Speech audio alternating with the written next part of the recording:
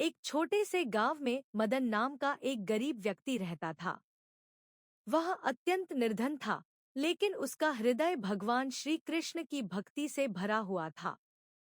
मदन अपना दिन जंगल में लकड़ियां इकट्ठा करने में बिताता और जो थोड़ा बहुत कमाता उससे किसी तरह अपना गुजारा करता।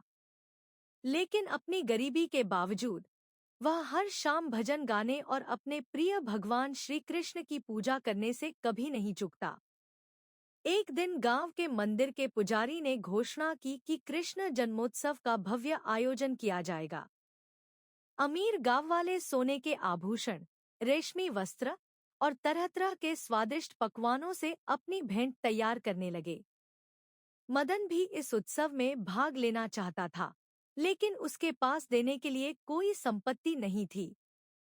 यह सोचकर वह बहुत उदास हो गया और भगवान से प्रार्थना करने लगा, हे कृष्ण, मेरे पास आपको देने के लिए कुछ भी नहीं है। कृपया मेरी सच्ची भक्ति को स्वीकार करें।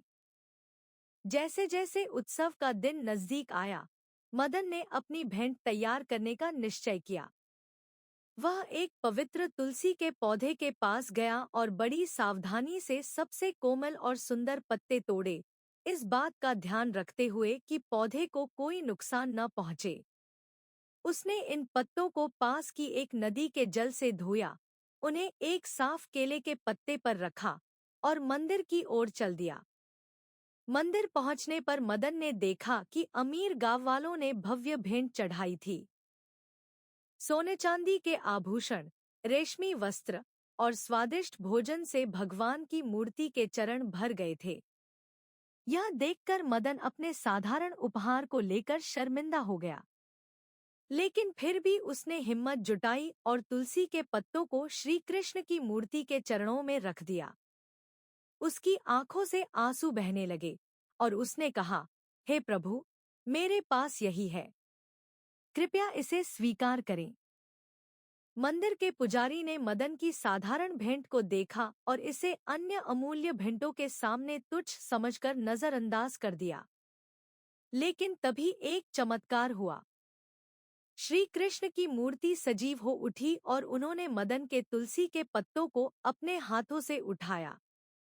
उनका मुखमंडल दिव्य आभा से दमक उठा। भगवान श्री कृष्ण ने कहा, मदन की भक्ति की पवित्रता इस संसार की समस्त धन संपत्ति से बढ़कर है। प्रेम से चढ़ाई गई एक तुलसी की पत्ती मेरे लिए सोने से भी अधिक मूल्यवान है।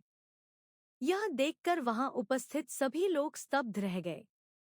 यहाँ तक कि पुजारी ने भी सच्ची भक्ति की शक्ति को समझा। उस दिन से मदन को कोई गरीब व्यक्ति नहीं मानता था। वह सबके लिए आध्यात्मिक समृद्धि का प्रतीक बन गया। उसकी अटूट भक्ति और विश्वास ने सभी को प्रेरित किया। यह कथा हमें सिखाती है कि भगवान श्री कृष्ण को धन संपत्ति से अधिक प्रेम और भक्ति प्रिय है।